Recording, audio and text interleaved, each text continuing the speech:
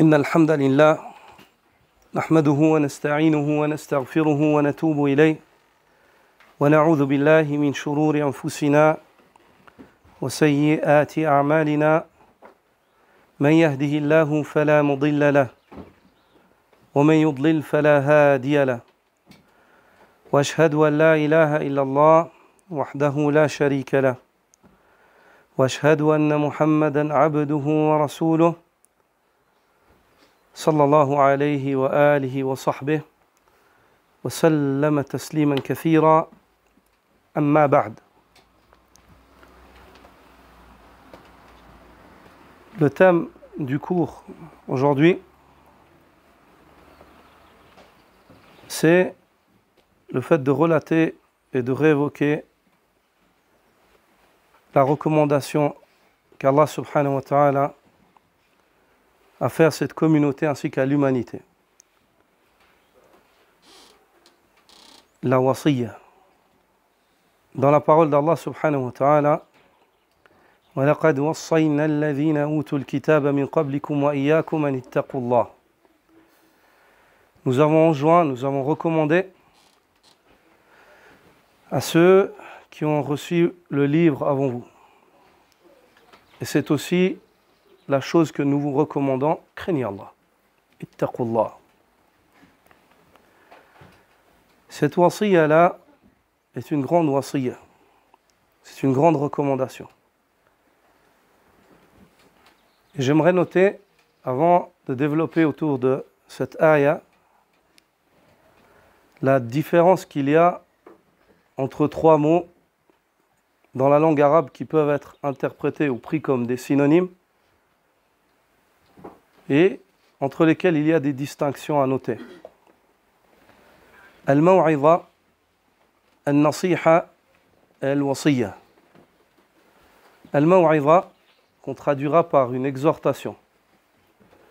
Al-nasiha, qu'on traduira par le conseil. Al-wasiyya, dans le contexte précis dans lequel on l'emploie, qu'on traduira par une recommandation. Une recommandation. Al-maw'idha, dans son emploi religieux, c'est at-tadhkir bi'awaqib al-umur targhiban wa tarhiba. C'est le fait d'exhorter quelqu'un en lui évoquant la finalité ou la répercussion des actes et de l'exhorter par l'effroi et par la motivation. At-targhib, la motivation et l'effroi, at-targhib. Ça, c'est le maw'idha. Donc, dans ce contexte-là, on comprend que toute maw'idha, elle est englobée par ce qu'on appelle un nasiha. Toute maw'idha est une nasiha. Nasahta. Mais toute nasiha n'est pas forcément une maw'idha. Car la nasiha, c'est al-irshad wa isalul khayr lil ghayr.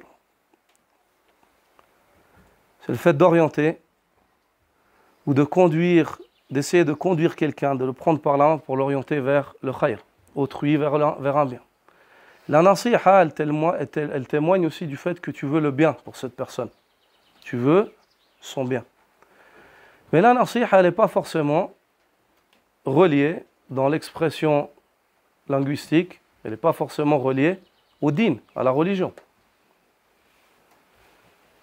Tu peux dire à une personne, Ansahuka bi an tashtari al-abyad ou al-aswad. Je te conseille d'acheter celui qui est de couleur blanche ou de couleur noire.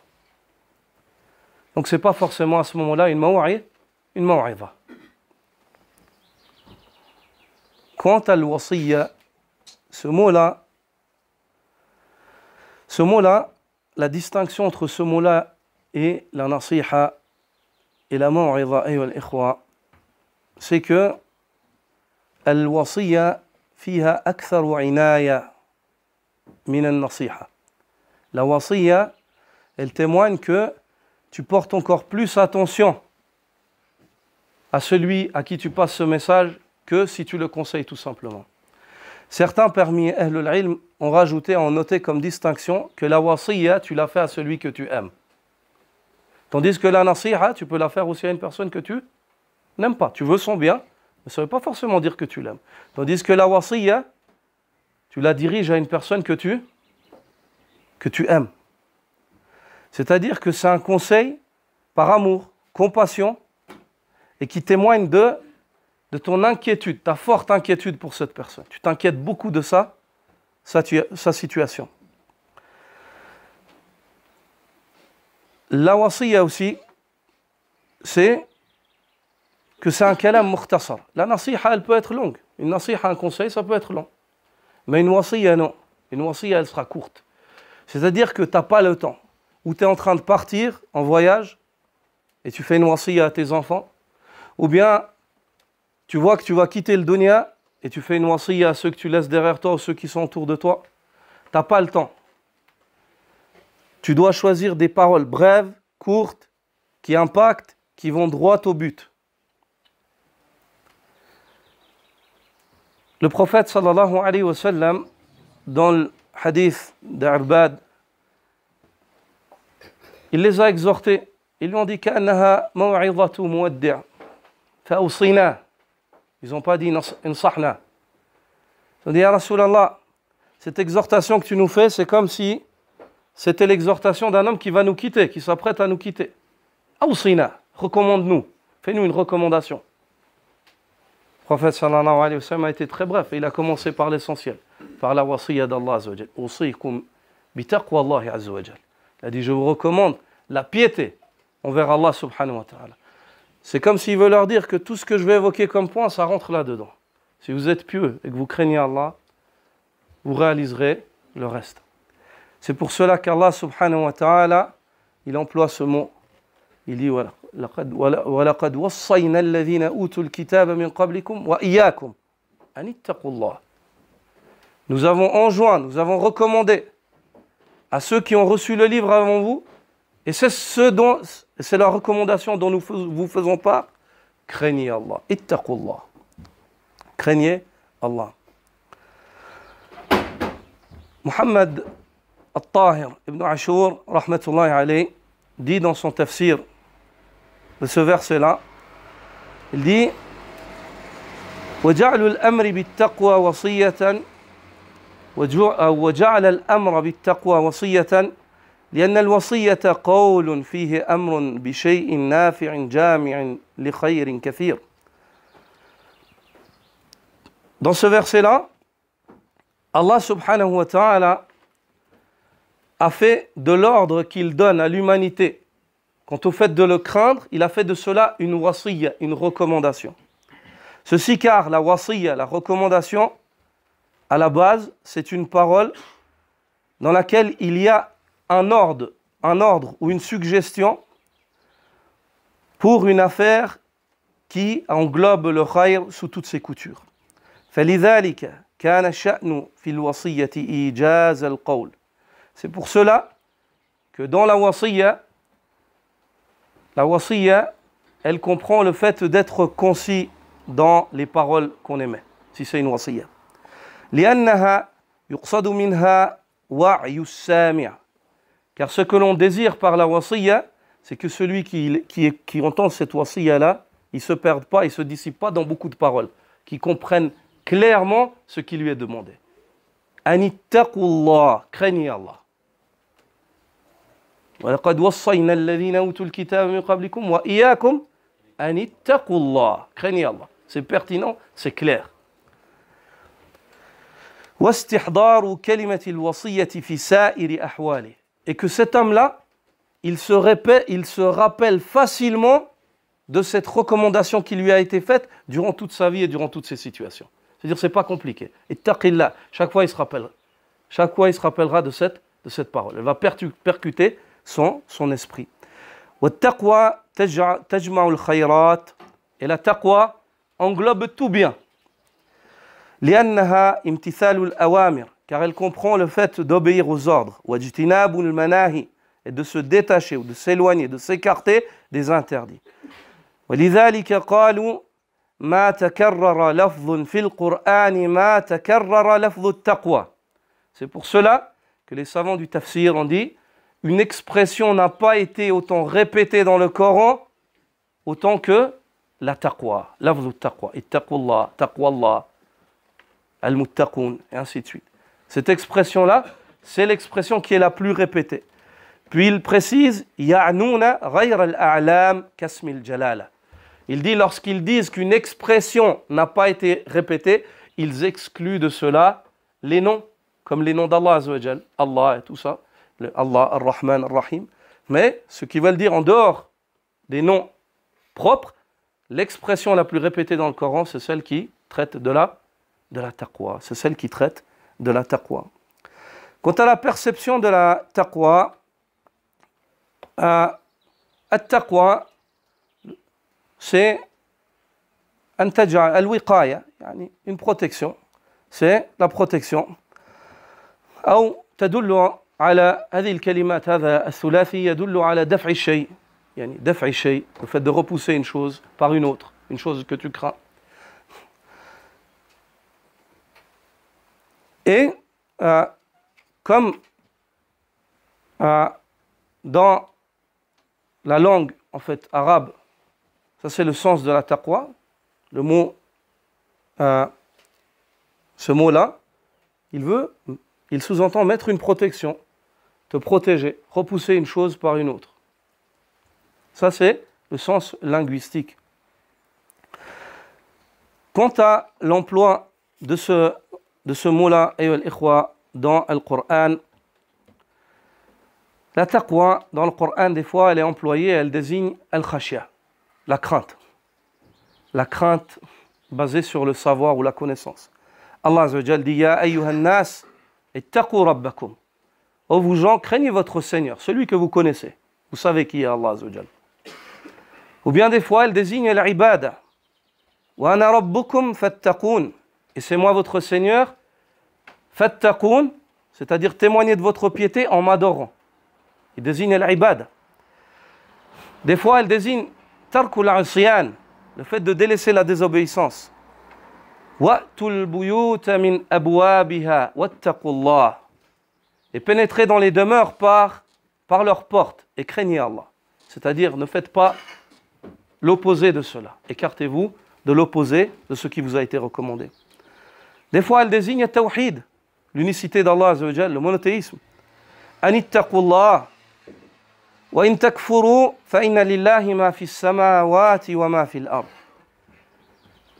Ce qu'Allah Azza wa Jal vous enjoint, c'est que vous craignez Allah, vous témoignez de votre piété par le biais du monothéisme. Ce qui est évoqué en opposé à cela, c'est le kufr. Si vous reniez cela, sachez qu'Allah Azza wa Jal appartient ce qu'il y a dans les cieux et ce qu'il y a sur terre. Des fois, le mot taqwa est employé pour désigner l'ikhlas, la sincérité. فَإِنَّهَا مِن تَقْوَى الْقُلُوبِ. Ceci est un témoignage de la taqwa, de la piété des cœurs, de la sincérité des cœurs, lors de la vénération des préceptes divins ou du respect des règles religieuses. Quant à la définition religieuse du mot taqwa, comme l'a dit Ibn al-Qayyim dans sa Risala Tabukiyya, il dit que la meilleure définition qui a été donnée de la taqwa, c'est celle de Talq ibn Habib al-Tabi'i. Lorsqu'il leur a dit, yarhamukallah, at-taqwa an ta'mala bi ta'atillah ala nurin min Allah, yarhamukallah, ala nurin min Allah tarju thawab Allah wa an tatruka ma'siyat Allah ala nurin min Allah takhafu iqab Allah. La taqwa, c'est le fait que tu œuvres par obéissance envers Allah. Notez bien la composition de cette définition. Que tu œuvres par obéissance envers Allah. 2. Étant éclairé par Allah. Que ton œuvre elle soit basée sur la lumière du wahi.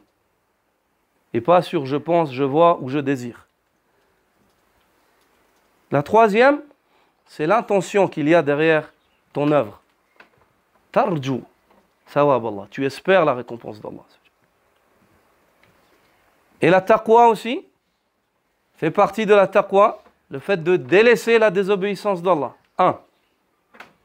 Sur quoi est-ce qu'on se base sur la lumière qui nous vient d'Allah, le Coran et la Sunna, le ijma', c'est que sur la compréhension des le Coran et la Sunna sur la compréhension des premiers musulmans. Pourquoi est-ce que tu fais cela? Tu crains le châtiment d'Allah. Ce que l'on tire de cette définition en premier lieu, même si tout ce qu'on peut évoquer comme définition par la suite, elles sont toutes utiles et bénéfiques, mais celle-là, elle englobe un peu tout ce qui pourra être évoqué. Ensuite, la structure et la chronologie de cette définition, elle est très très rationnelle. Donc on comprend de cette définition que la taqwa, c'est un moteur à 2 vitesses. La première vitesse, c'est d'avancer, et la seconde, c'est de reculer. D'avancer dans l'obéissance, de reculer face à la désobéissance. Et on comprend de cette définition que pour que ces vitesses-là se réalisent, pour que tu puisses avancer et pour que tu puisses reculer, en premier lieu, tu dois savoir où est-ce que tu vas pour avancer. Et ceci, c'est la religion qui te dira ce qui fait partie de l'obéissance, tu avances là-dedans. Et pour que tu puisses reculer, il faut que tu saches quelle est la chose que tu dois éviter ou de laquelle tu dois t'écarter. À ce moment-là, à nouveau, c'est la religion qui va dicter. Et le troisième point, c'est que ça doit être motivé par une bonne intention. Tu obéis car tu espères et tu es convaincu de la rétribution. Tu t'écartes de la désobéissance car tu crains et tu es convaincu que derrière celle-là, il se peut qu'il y ait un châtiment. Il y a un châtiment. Tu es averti et menacé. Allah fait ce qu'il veut par la suite. En tout cas, toi, si tu t'adonnes à la désobéissance, tu n'auras pas mis les chances de ton côté pour échapper au châtiment. C'est pour cela que certains parmi les salafs ont dit Allah Azza wa Jal a déposé son paradis et son enfer dans le dunya. Quant à son Jannah, il est dans la ta'a, dans l'obéissance. Il est dans l'obéissance. Quant à son enfer et son châtiment, il est dans le haram, dans les interdits. Que chaque personne choisisse pour sa propre personne. Ensuite, ayyuhal ikhwa, parmi les bénéfices de la taqwa et les fruits que l'homme tire de la taqwa, il y a le fait qu'Allah Azza wa Jal te préserve de ceux qui ne veulent pas ton bien. Allah subhanahu wa ta'ala dit wa in tasbiru wa tattaqu la yadurrukum kayduhum shay'a. Si vous êtes patient et que vous êtes pieux, leurs ruses ne vous nuiront en rien. La deuxième, le fait qu'Allah Azza wa Jal t'accorde la victoire et qu'il t'accorde une proximité par laquelle il privilégie ses alliés. Moussa alayhi salam a dit au fils d'Israël Inna ma'iya rabbi sayahdin. Avec moi, il y a mon Seigneur. Il n'a pas dit avec nous, alors qu'ils étaient à côté de lui. C'est-à-dire que Allah Azza wa Jal est avec moi d'un soutien par lequel il me privilégie. Inna ma'iya rabbi sayahdin. La taqwa est la clé pour atteindre al-ma'iyya al-khassa, la proximité d'Allah Azza wa Jal par laquelle il privilégie ses alliés. Allah subhanahu wa ta'ala dit Inna Allaha ma'al ladhina taqaw wal ladhina hum muhsinun. Allah est avec ceux qui le craignent, qui sont pieux, et ceux qui sont bienfaisants. La piété est la cause par le biais de laquelle l'homme se sauve des situations difficiles. Il trouve une issue favorable à toute difficulté. Et la cause par laquelle il obtient la subsistance. Allah Azza wa Jal lui accorde un avantage en subsistance par le biais de la taqwa. Allah subhanahu wa ta'ala dit وَمَنْ يَتَّقِ اللَّهَ يَجْعَلْ لَهُ مَخْرَجًا وَيَرْزُقُهُ مِنْ حَيْثُ لَا يَحْتَسِبُ. Celui qui est pieux, témoigne de sa piété envers Allah, Allah subhanahu wa ta'ala lui accordera toujours une issue favorable en toute situation difficile. Et il lui accordera subsistance par là où il ne l'attend pas. Parmi les bénéfices de la piété, le fait qu'Allah subhanahu wa ta'ala t'accorde de la facilité dans toutes tes affaires par le biais de cette piété. Allah azza wa jal dit وَمَن يَتَّقِ اللَّهَ يَجْعَلْ لَهُ مِنْ أَمْرِهِ يُسْرًا. Celui qui est pieux envers Allah, Allah lui accorde de la facilité dans son affaire. Parmi les bénéfices de la piété, figure le fait que par le biais de cette piété, l'homme espère s'assurer de l'acceptation de ses œuvres. Allah azza wa jal dit إِنَّمَا يَتَقَبَّلُ اللَّهُ مِنَ الْمُتَّقِينَ.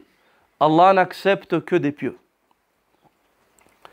Parmi les vertus de la piété, figure le fait que Allah subhanahu wa ta'ala, par cette piété, accorde le titre de noblesse à l'homme. Et l'homme le plus noble parmi nous, c'est celui qui est le plus pieux auprès d'Allah. Allah azza wa jal dit Inna akramakum indallahi atqakum. Le plus noble d'entre vous auprès d'Allah, c'est certes celui qui est le plus pieux. Parmi les bénéfices de la piété, figure le fait que, par le biais de cette piété, l'homme se verra sauvé de l'enfer. Allah subhanahu wa ta'ala dit وَإِن مِّنكُمْ إِلَّا وَارِدُهَا كَانَ عَلَى رَبِّكَ حَتْمًا مَّقْضِيًّا ثُمَّ نُنَجِّي الَّذِينَ اتَّقَوْا وَنَذَرُ الظَّالِمِينَ فِيهَا جِثِيًّا. Allah azza wa jal dit il n'y a pas une personne parmi vous si ce n'est qu'il passera par l'enfer. Ceci est un décret indiscutable, intraitable auprès de ton Seigneur.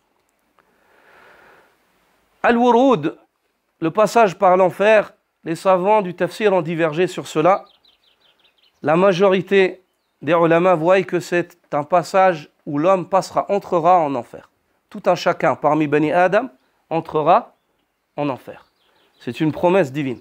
Abdullah ibn Abbas, lorsque les tabi'in l'ont interrogé sur cela, il lui dit, par Allah, toi et moi, on y entrera. Puis ensuite, Allah azza wa jal sauvera celui qui est pieux. Il le fera sortir. وَإِن مِّنكُمْ إِلَّا وَارِدُهَا. Et d'autres ont dit, c'est le passage au-dessus de l'enfer, sur le sirat. Puis Allah azza wa jal sauvera les pieux, ils y passeront. Puis certains seront agrippés, ralentis, puis certains seront agrippés, tomberont en enfer, agenouillés. Et Allah azza wa jal dit وَنُنَجِّي الَّذِينَ اتَّقَوْا. Et nous sauverons ceux qui étaient pieux. وَنَذَرُ الظَّالِمِينَ فِيهَا جِثِيًّا. Et nous laisserons les injustes en enfer agenouillés, humiliés. Ce passage-là, comme le dit Cheikh Mohammed ibn Salih al-Uthaymin, ce passage-là, le croyant pieux, il y passera, mais l'enfer ne lui nuira pas. C'est un passage dans lequel il passe, et l'enfer ne lui nuira pas. Que ce soit ce tafsir-là ou celui-là, on tire de ce verset-là le fait que la taqwa, c'est la cause par laquelle ces gens étaient sauvés de la piété. Et ceux qui n'étaient pas pieux, alors ils y passeront et ils s'arrêteront pour être purifiés, puis par la suite entrer au paradis. Qu'Allah azza wa jalla nous préserve de l'enfer. Parmi les bénéfices de la piété, la piété est la cause par excellence pour entrer au paradis. Allah azza wa jalla dit وَجَنَّةٍ عَرْضُهَا السَّمَاوَاتُ وَالْأَرْضُ أُعِدَّتْ لِلْمُتَّقِينَ. Et un paradis large comme les cieux, aussi large que les cieux et la terre, qui a été préparé pour les pieux. Parmi les bénéfices de la taqwa, il y a le fait que l'homme par la piété gagne le fait d'être aimé par Allah subhanahu wa ta'ala. Allah azza wa jalla dit Inna Allah yuhibbul muttaqin. Allah aime les pieux. Parmi les bénéfices de la piété, il y a le fait que l'homme, par le biais de sa taqwa, Allah lui accorde l'assurance, le sentiment de sécurité. Il l'épargne du sentiment de crainte et d'affliction. Il n'y a pas pour le pieux de crainte, et le crainte n'a pas à être affligé. Par le biais de la piété, l'homme gagne le fait de recevoir bonnes nouvelles ici-bas, avant son retour à Allah azza wa jalla dans l'au-delà. Allah subhanahu wa ta'ala dit Ala inna awliya Allah la khawfun alayhim wa la hum yahzanun الذين آمنوا وكانوا يتقون لهم البشرى في الحياة الدنيا وفي الآخرة لا تبديل لكلمات الله ذلك هو الفوز العظيم. N'est-ce pas que ce sont eux les alliés d'Allah, ceux pour qui il n'y a pas de crainte et qui ne seront pas affligés. Ils sont ceux qui ont la foi et qui étaient pieux. Ils jouissent de belles annonces, d'annonces de bonnes nouvelles dans la vie d'ici-bas ainsi que dans l'au-delà. Il n'y a pas d'altération à la promesse d'Allah. Ceci est très certainement la grande victoire. Pas de crainte et ils ne seront pas affligés. Pas de crainte, une crainte qui est cause de crainte éternelle. Une crainte qui s'ensuit de crainte en crainte sur crainte jusqu'à une crainte éternelle. Ils ne seront pas tristes, c'est une tristesse qui fait suivre une autre tristesse. De tristesse en tristesse, c'est la tristesse du kufr, de la mécréance. Une tristesse par laquelle l'homme voit, il ressent une tristesse, il ne sait pas pourquoi il est triste. Ou bien il ressent une crainte, il ne se sent pas en sécurité, il ne sait pas pourquoi. Puis cette crainte se traduit en crainte éternelle lorsqu'il rencontre Allah, lorsqu'il retourne à Allah, lorsqu'il voit ce qui lui a été préparé, ce qu'il a lui-même préparé de ses propres mains, ainsi qu'en tristesse éternelle dans l'au-delà. Les malaïkas descendent sur les pieux au moment de la mort. La takhafu wa la tahzanu. N'ayez pas peur et ne soyez pas tristes. Wa abshiru bil jannah. Et nous vous faisons belle annonce du Jannah. Selon certains savants, la bishara, la belle annonce dans le dunya, c'est au moment de la mort. Et puis, s'ajoute à cela une autre belle annonce, ar-ru'yatu salihah. Le rêve, les bons rêves que l'homme fait dans une bonne situation. Il se voit au Jannah dans le dunya déjà. Ou bien, il se voit en compagnie du prophète sallallahu alayhi wa sallam. Ou bien alors, on le voit ainsi. On le voit ainsi. Le prophète sallallahu alayhi wa sallam a dit ceci est la belle annonce hâtive du croyant ici-bas. Quant à la belle annonce dans l'au-delà, salamun alaykum, paix sur vous. Entrez donc au paradis. Entrez donc au paradis. Parmi les bénéfices de la piété, le fait qu'Allah subhanahu wa ta'ala accorde aux pieux al-furqan, la capacité de discernement, de distinguer entre le bien et le mal, entre le juste et le faux, entre la guidée et l'égarement, entre ce qui fait partie du tawhid et ce qui fait partie du shirk, ce qui fait partie de la sunnah, ce qui fait partie du bid'a, ce qui fait partie de la ta'a, de l'obéissance, et ce qui fait partie de la ma'siyah, de la désobéissance. Allah subhanahu wa ta'ala dit Ya ayyuhalladhina amanu in tattaqullaha yaj'al lakum furqana. Ô vous qui avez la foi, si vous craignez Allah, il vous accordera al-furqan, la capacité de discernement.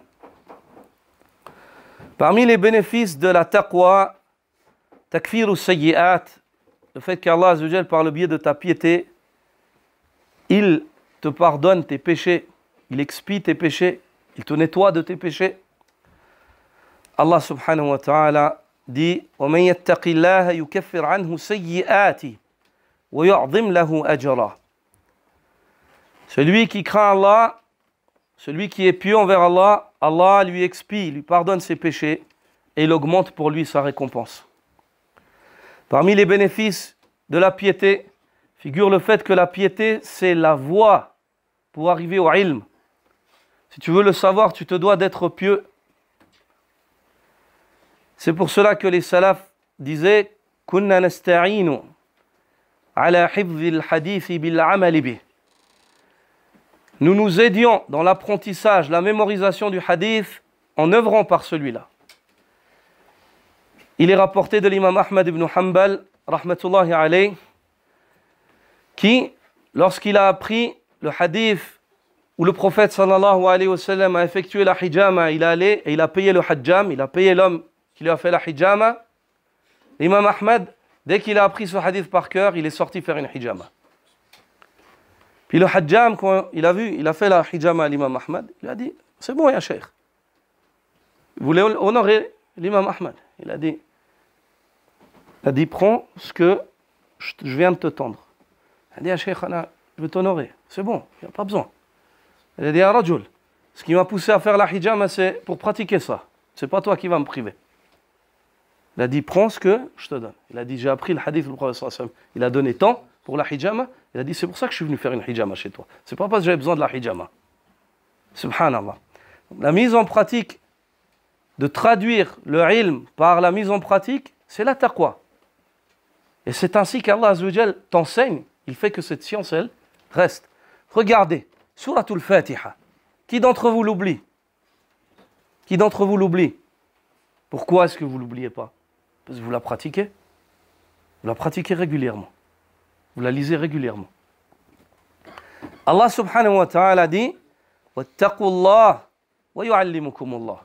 Craignez Allah et Allah vous enseignera. L'imam Shafi'i a dit, je me suis plaint auprès de mon cheikh Waki' de ma mauvaise mémoire pendant une période. J'étais atteint de mauvaise mémoire. Et il m'a recommandé de délaisser les péchés. Et il m'a dit, oh mon enfant, sache que la science d'Allah est une lumière. Allah ne la donne pas à celui qui pêche délibérément. Et la cause qui a fait que l'imam Shafi'i a commencé pendant un moment à oublier, c'est le fait que le vent a soufflé, puis ça a levé le djilbab, la couverture d'une femme, puis il a vu ça jusqu'à vers la cheville. Jusqu'à vers la cheville. Il n'a rien vu de plus que ça. Et ça a été la cause pour laquelle l'imam Shafi'i a commencé à avoir une mauvaise mémorisation. Non. Parmi les bénéfices de la piété figure le fait que la piété est la voie vers la félicité, vers la réussite.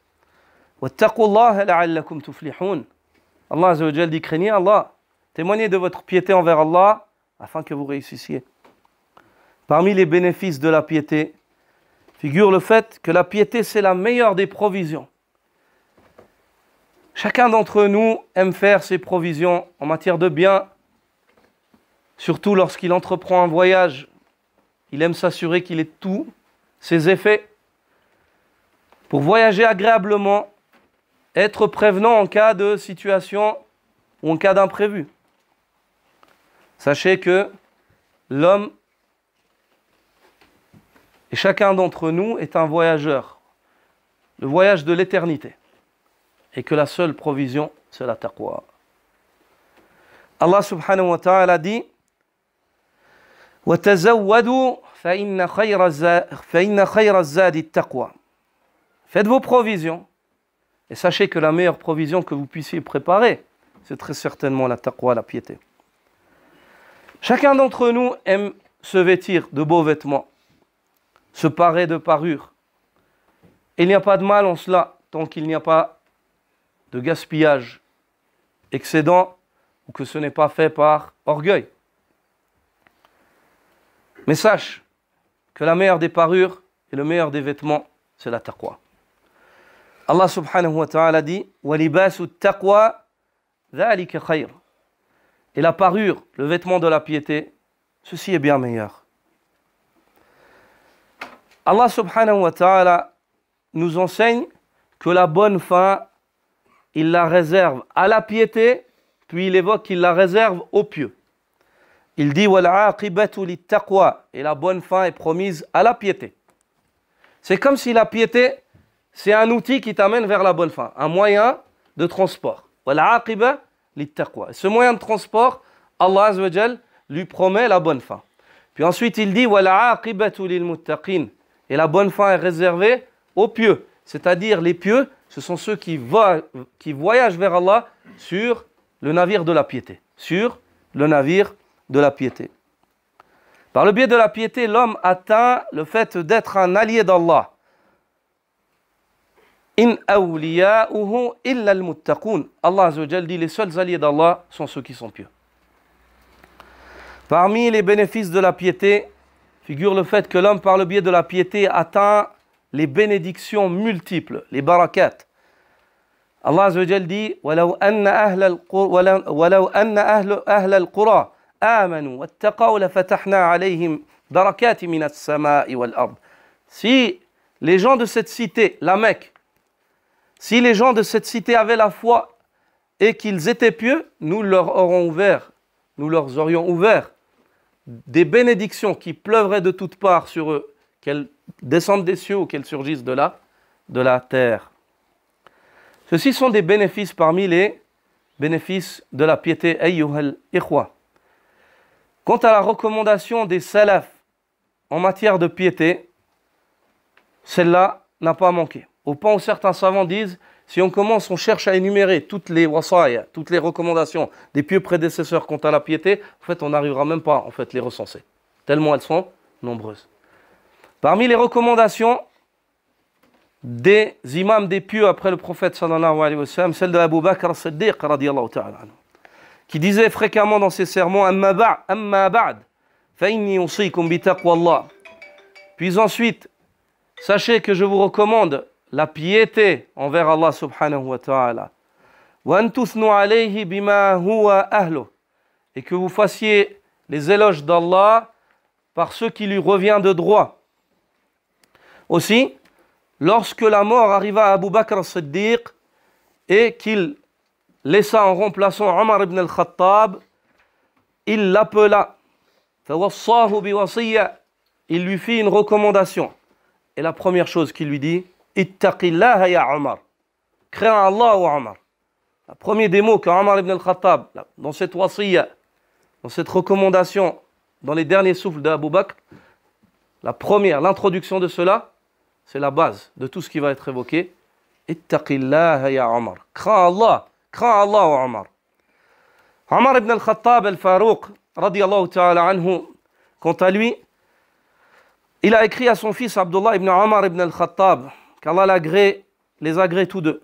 Il lui dit Amma ba'd, fa inni usika bi taqwallahi azza wa jal.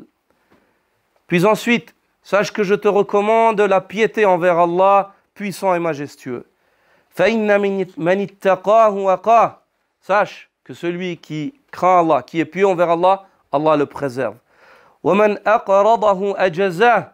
Et celui qui fait un prêt à Allah, Allah est reconnaissant et lui rétribue de la meilleure des manières. وَمَنْ شَكَرَهُ زَادَ. Et celui qui est reconnaissant envers Allah, Allah lui augmentera ses faveurs. فَجْعَلِ التَّقْوَى نَصْبَ عَيْنَيْكَ. Il revient sur la piété. Il dit, fais en sorte que la piété soit ton but ultime. Établis-la entre tes deux yeux. Fasse en sorte que tu ne vois rien d'autre que le but d'être pieux dans ta vie. وَجَلَاءَ قَلْبِكَ. Et fasse de la piété le polissage de ton cœur, celle qui polit, qui nettoie ton cœur, qui travaille ton cœur constamment afin qu'il recherche à se purifier. Il est rapporté d'Omar ibn Abdel Aziz, rahmatullahi alayh, qu'il a écrit à un de ses hommes en lui disant Usika bi taqwallahi azza wa jal. Je te recommande la piété envers Allah puissant et majestueux. Allati la yaqbalu ghayraha. Celle dont Allah azza wa jal n'accepte pas autre chose si ce n'est la piété. Wa la yarhamu illa ahlaha. Celle dont Allah azza wa jal ne fait miséricorde qu'à ses partisans. Wa la yusibu illa alayha. Celle pour laquelle Allah rétribue et il ne rétribue pas pour autre qu'elle. فَإِنَّ الْوَاعِظِينَ بِهَا كَثِيرٌ. Ceux qui exhortent en matière de piété sont nombreux. Et qu'Allah nous pardonne, nous faisons partie de ceux-là. وَالْعَامِلِينَ بِهَا قَلِيلٌ. Et ceux qui œuvrent avec la piété sont peu. Ceux qui recommandent la piété, ils sont beaucoup. Mais ceux qui œuvrent avec la piété sont peu. Qu'Allah Azza wa Jal nous réforme, ya Rabbal Alamin. وَجَعَلَنَا اللَّهُ وَإِيَّاكَ مِنَ الْمُتَّقِينَ. Il clôt cette invocation en disant qu'Allah fasse de nous et de toi un homme qui fait partie des pieux. Il nous compte parmi les pieux. Un homme dit à Yunus ibn Ubayd, le tabi'i, il lui dit, conseille-moi, awsini. Le tabi'i lui dit, awsika bi taqwallahi wal ihsan, fa inna Allaha ma'al ladhina ittaqaw wal ladhina hum muhsinun. Fais-moi une recommandation. Il dit, je te recommande la piété envers Allah et la bonté. Sache qu'Allah Azza wa Jal est avec ceux qui sont pieux et avec ceux qui sont bienfaisants. Un homme parmi les tabi'in, on lui a dit au moment de sa mort, on lui a dit, Awsina, recommande-nous une chose avant que tu quittes le dunya. Il leur a dit, Awsikum bi khatimati surat al-Nahl. Je vous recommande la fin de surat al-Nahl. Inna Allaha ma'al ladhina attaqaw wal ladhina hum muhsinun. Sachez qu'Allah est avec ceux qui sont pieux et avec ceux qui sont bienfaisants. Un homme parmi les salafs a écrit une recommandation à l'un de ses frères. Il lui dit, Usika bi taqwa Allah, je te recommande la piété envers Allah. فإنها أكرم ما أسررت وأزين ما أظهرت وأفضل ما ادخرت. Sache, je te recommande la piété envers Allah. Sache que c'est la chose la plus noble que tu puisses cacher, dissimuler. C'est la chose la plus belle que tu puisses exprimer, démontrer. Sache que c'est la meilleure chose que tu puisses mettre en économie, en réserve. أعاننا الله وإياك عليها وأوجب لنا ولك ثوابها. Il clôt cette recommandation en disant à son frère qu'Allah m'aide, qu'Allah nous vienne et te vienne en aide dans le fait de réaliser la piété et qu'Allah subhanahu wa ta'ala nous accorde la pleine récompense de celle-ci. La pleine récompense de celle-ci. Un homme parmi les salafs écrit à son frère et lui dit Usika wa anfusana bit taqwa. Je te recommande et je recommande à nos faibles personnes la piété.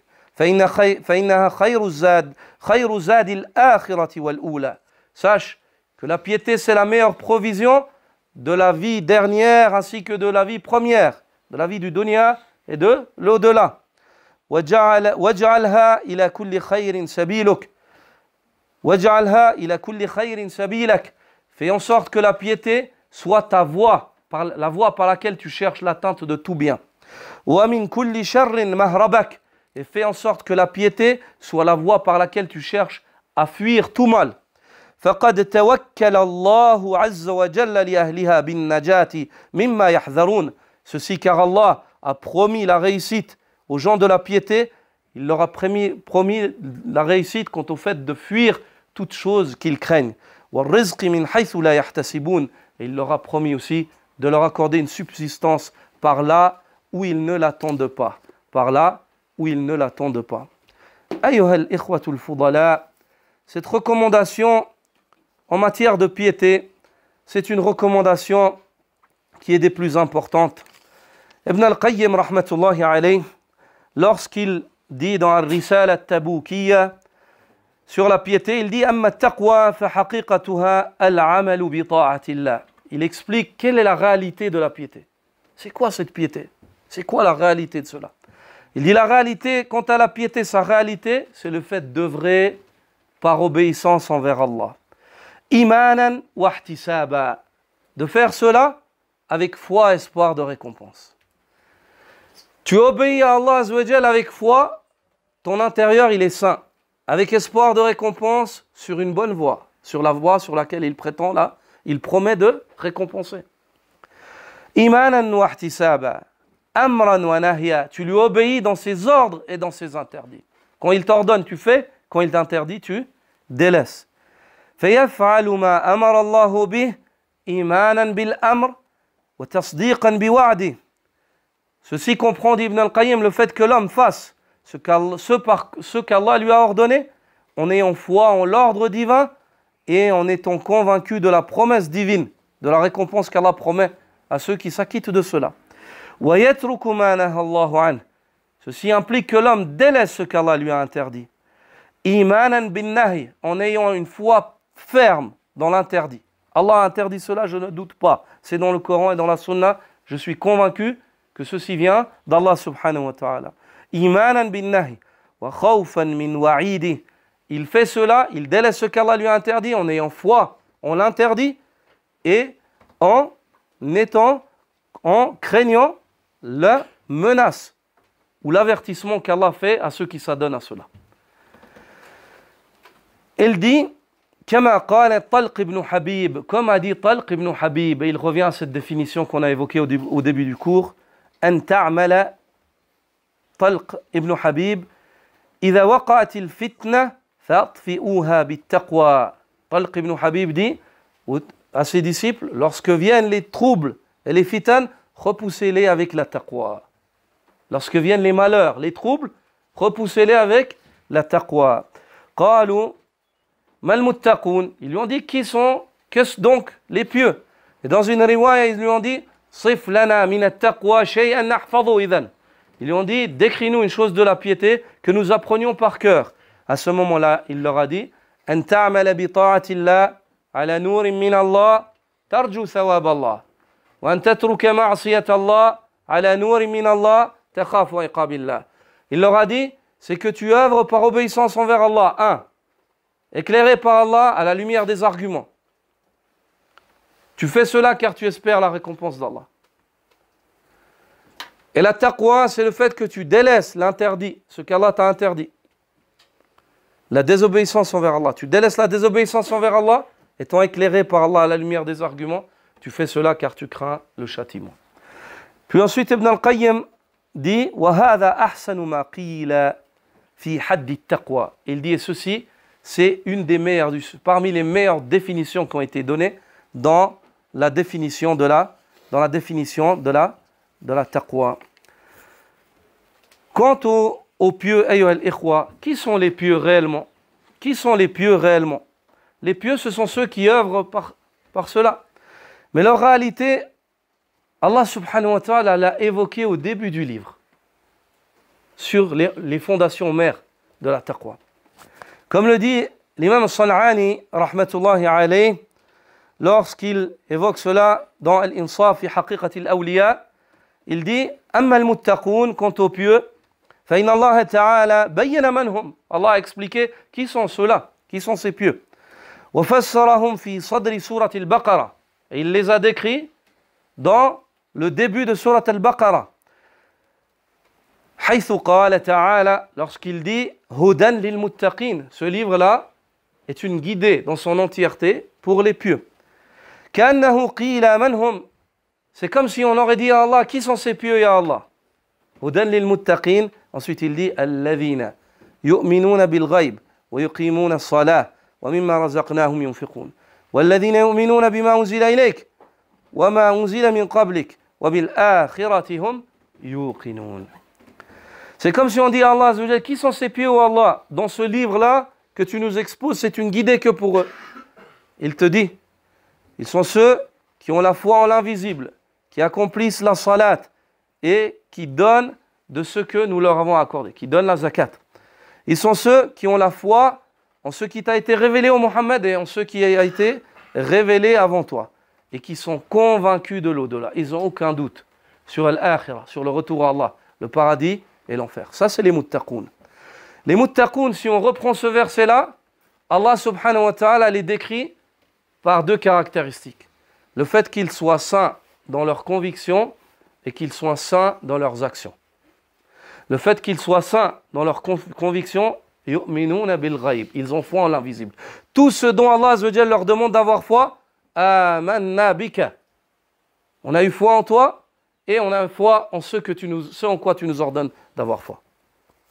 Allah azza wa jalla décrit le prophète sallallahu alayhi wa sallam, il dit amana ar-rasoul à la fin de la sourate. Il le décrit par la chose la plus noble, le iman. Et Allah azza wa jalla décrit les croyants, ils disent kullun amana. Ça veut dire ils ont tous eu la foi. Billahi el-aya. En Allah et en ceux qui suivent. C'est-à-dire qu'Allah azza wa jalla décrit que notre foi, on la calque de qui? Du Rasoul, qui lui reçoit le wahid d'Allah azza wa jalla. Et que dans notre foi, il y a un ijma'. La nakhtalif fil iman, ma fi khilaf fil iman. Kullun amana billah. Kullun jama'atan. Tous ont eu la foi en Allah azza wa jalla. Donc notre foi en l'invisible, c'est la foi en le Coran et la Sunna. Ce que le Coran dit, nous le disons. Ce qu'Allah dit de lui dans le Coran, nous le disons. Que les gens ne viennent pas vous tromper, disent Allah dit, mais ça ne veut pas dire ceci. Non, Allah l'a dit. Il ne l'a pas dit pour que ça ne veuille pas dire. Il l'a dit pour que ça veuille dire. Non. Allah azza wa jalla a dit, nous disons. Par contre, comment? Même celui à qui ça a été révélé et qui a vu Jibril, et même Jibril qui a reçu cela d'Allah, il ne sait pas comment. Même Jibril, il ne sait pas. Même Jibril, il ne sait pas comment il est Allah azza wa jalla. Même Jibril, il ne sait pas comment il est Allah azza wa jalla. لا يعرف الكيف لا يعلمه إلا الله والراسخون في العلم يقولون Amanna bihi kullu min indi rabbina. Quant à ceux qui sont enracinés dans le savoir, ils disent on a foi. Tout ça, ça vient d'Allah. Allah a dit, nous disons, on a foi en cela. Amanna bihi kullu min indi rabbina. Donc, le premier caractéristique des muttaqoun, c'est le salut de leur conviction. Le deuxième caractéristique des muttaqoun, c'est le salut de leur action. Allah a choisi la salat et la zakat pour deux raisons. La première, parce que c'est les deux piliers principaux en matière d'action. L'un, c'est le pilier principal en matière d'action du corps, et l'autre, c'est le pilier principal en matière d'action par le biais de tes biens. Et ces deux piliers au sujet desquels, pour le délaissement desquels, il n'y a aucune excuse. Il n'y a pas d'excuse pour délaisser ta salat et la zakat. Et celui qui s'acquitte de ces deux piliers-là, ces deux piliers-là, qu'il sache qu'ils font allusion à deux principes qui sont la cause principale de l'entrée des gens au paradis, taqwallah wa husnul khuluq. La liaison envers Allah avec la piété par la salat, et husnul khuluq, le comportement avec les créatures d'Allah, bil infaq fi sabilillah, en dépensant dans la voie d'Allah, subhanahu wa ta'ala. Et la conviction du retour à Allah. Wa bil akhirati hum yuqinun. Ils sont convaincus en l'au-delà. Ils n'ont aucun doute quant au fait qu'ils reviendront à Allah. Hadi haqiqatul muttaqun. Ça, c'est la réalité des pieux. Allah te l'a décrit au début du livre. Au début du livre, que celui qui désire se parer de ses caractéristiques se pare. Qu'il apprenne sa croyance, qu'il obéisse à son Seigneur, qu'il chérisse son lien avec Allah et qu'il chérisse son lien avec les créatures d'Allah Azza wa Jal. Et sur ce hadith-là, on va clore cette exhortation sur le hadith de Abu Dharr et de Mu'adh ibn Jabal. Le prophète sallallahu alayhi wa sallam, dans ce hadith-là, dit et recommande à ses compagnons, à son compagnon, il lui dit « Ittaqillaha haythuma kunt ». Il revient de nouveau à cette recommandation. Crains Allah haythuma kunt, où que tu sois. Mais ça veut dire crains Allah où que tu sois et quand que ce soit. N'importe quel temps et quel lieu. Tu ne peux pas dire aujourd'hui, la piété des premiers musulmans, elle était adaptée au contexte dans lequel ils vivaient. La taqwa d'Allah, celle qu'il a imposée au premier, elle t'a imposée toi aujourd'hui dans cette époque. Tu ne peux pas dire la piété envers Allah, elle a été imposée dans Jaziratul Arab, dans la péninsule arabique, et je ne peux pas, moi, aujourd'hui, en Europe occidentale, être pieux. Pas d'excuse. Ittaqillaha haythuma kunt. Crains Allah où que tu sois. وَأَتْبِعِ السَّيِّئَةَ الْحَسَنَةَ تَمْحُهَا. Et fais suivre ta mauvaise action par une bonne action, elle l'expiera. Elle l'expiera. Elle sera cause de son expiation. وَخَالِقِ النَّاسَ بِخُلُقٍ حَسَنٍ. Et cohabite, côtoie les gens avec une noblesse de caractère. Ça, c'est la taqwa dans son entièreté. Ça, c'est le programme de la taqwa. Ça, c'est la démarche que le prophète sallallahu alayhi wa sallam te donne pour être pieux. C'est le mode d'emploi, les points à suivre. 1, 2, 3. Cette recommandation prophétique, elle est composée de 3 phrases. Ittaqillaha haythuma kunt, crains Allah où que tu sois. Wa'atbi'i sayyi'ata al-hasanata tamhuha. Et fais suivre ta mauvaise action par une bonne, elle expira. Wa khaliqin nasa bi khuluqin hasan. Et côtoie les gens avec noblesse de caractère, avec un bon comportement. Cette recommandation, elle est venue, elle nous enseigne qu'il y a 2 droits que l'homme doit chérir et au sujet desquels il sera questionné. L'un, qu'on appellera le droit vertical, et le second, qu'on appellera le droit horizontal. Le droit vertical, c'est le lien entre toi et Allah subhanahu wa ta'ala. Ittaqillah. Crains Allah où que tu sois. Fais ce que Allah t'ordonne, à la lumière des arguments, en espérant sa récompense. Délaisse ce que Allah t'interdit, à la lumière des arguments, en craignant son châtiment. Et le deuxième des droits, et côtoie les gens avec noblesse de caractère. Comporte-toi bien avec les êtres humains. Comporte-toi bien avec les êtres humains. Ça, c'est les 2 droits que tu dois chérir. Quant à ce hadith, il est venu et il te donne une marche à suivre qui se développe sur ces trois points-là, les trois phrases qu'on a évoquées. La première, taqwa Allah, on vient de développer et de l'expliquer, ainsi que sa définition. Taqwa Allah, c'est ja'lu baynaka wa bayna ma takhshahu wiqayatan bittiba'i al-khitabi shar'a. C'est le fait que tu établisses entre toi et la chose que tu crains un rempart, en suivant la législation, en suivant la religion. Le prophète sallallahu alayhi wa sallam dit ittaqullah walaw bi shiqqi tamra, ittaqillah walaw bi shiqqi tamra. Craignez Allah, ne serait-ce qu'en mettant entre vous et le châtiment d'Allah une moitié de date que vous donnez dans le sentier d'Allah. C'est le fait d'établir un rempart par l'obéissance d'Allah. Mais le prophète sallallahu alayhi wa sallam a conscience que nous sommes faibles, que nous sommes des hommes, qu'il se peut que nous tombions. Donc il nous enseigne que lorsque nous tombons, qu'est-ce qu'il faut faire? S'empresser de revenir à Allah par l'obéissance. Il n'y a pas de lien de parenté entre nous et Allah subhanahu wa ta'ala. Le lien entre nous et Allah, c'est le tawhid fil ibada.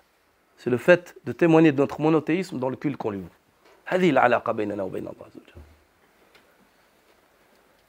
Donc quand tu fais une mauvaise action, empresse-toi d'en faire une bonne. Empresse-toi de te repentir, de demander pardon. Et cette deuxième partie du hadith, elle est encourageante. Tant pour celui qui, avec intention, a désobéi, tant pour celui qui, inintentionnellement, par faiblesse, il est tombé dans le péché. Et le fait de réparer, de faire suivre une bonne action après la mauvaise action, ceci, il y a deux catégories. Que l'homme fasse une mauvaise action, puis il ne se dit pas que je fais une bonne action pour la réparer, mais il fait des bonnes actions et ça le répare. Et que l'homme, après avoir fait une mauvaise action, il se dépêche, se repent à Allah et court vers une bonne action pour réparer. Celle-là, elle est encore meilleure et encore plus expiatrice. Elle réalise encore plus le projet de l'expiation des mauvaises actions par les bonnes.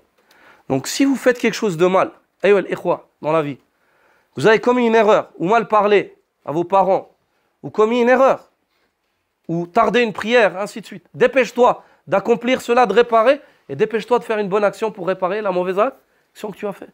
Que ce soit de prier, ou de jeûner une journée, ou de donner une sadaqa, ou d'aller aider tes parents, ta mère, et ainsi de suite. De faire quelque chose avec la niya de réparer. Car ceci témoigne d'un regret, et le prophète sallallahu alayhi wa sallam dit « An-nadamu tawba » le regret est une forme de repentir.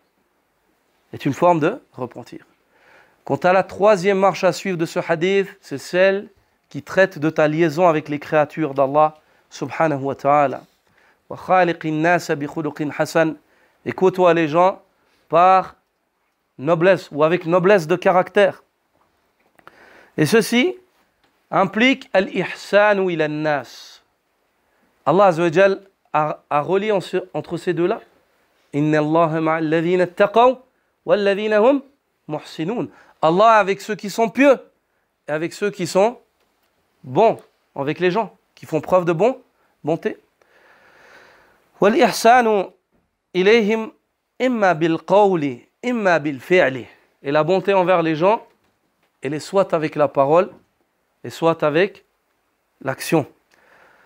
Quant à la parole, Allah subhanahu wa ta'ala n'ordonne-t-il pas les fils d'Israël ainsi que tout croyant qui lit ce verset wa qulu lin-nasi husna, et aux gens, dites aux gens de bonnes paroles, husna et ahsan ma tajidun, les meilleures paroles dont vous arrivez à dire aux gens. Lorsque tu parles avec quelqu'un, fais en sorte que ce que tu lui donnes comme parole, c'est les meilleures paroles que tu possèdes. Aussi, quant au fait d'être bon envers les gens par les actes, wa ahsinu inna Allah yuhibbul muhsinin, et montrez-vous bon, et sachez qu'Allah azza wa jalla aime les bienfaisants. Et en cela, on revient et on dit que la piété envers Allah, sachez qu'elle englobe toute la religion. Elle englobe aussi la noblesse de caractère. Lorsque la piété est évoquée seule, elle englobe tout acte d'obéissance et le fait de t'écarter de tout acte de désobéissance, ainsi que le bon comportement. Mais lorsque on associe la piété envers Allah et la noblesse de caractère, à ce moment-là, chacune d'entre elles, elles ont un sens propre. Ainsi aussi, la noblesse de caractère, lorsqu'elle est évoquée seule, elle englobe le caractère envers Allah et le caractère envers les créatures d'Allah. Et le caractère, la noblesse de caractère envers Allah, c'est le fait de lui obéir et de ne pas lui désobéir. Mais lorsqu'elles sont évoquées ensemble, chacune d'entre elles prend son sens précis. La taqwa, c'est le fait d'obéir à Allah en s'acquittant des ordres, en délaissant les interdits, en espérant la récompense, en craignant le châtiment. Et la noblesse de caractère envers les gens, c'est le fait de faire preuve de bonté envers les créatures d'Allah par la parole et par l'acte. Par la parole et par l'acte. Sachez que ces deux-là, le prophète sallallahu alayhi wa sallam nous enseigne, lorsque Abu Hurayra nous dit que Su'ila an-Nabi sallallahu alayhi wa sallam an akthari ma yudkhilu al-jannah, qala taqwa Allah wa husnul khuluq. Le prophète sallallahu alayhi wa sallam a été questionné sur les clés principales d'entrée au paradis. Il les a résumées sur ces deux-là, la piété envers Allah et la noblesse de caractère. Et la piété envers Allah et la noblesse de caractère. Subhanaka wa bihamdik, ashhadu an la ilaha illa ant, astaghfiruka wa atubu ilayk.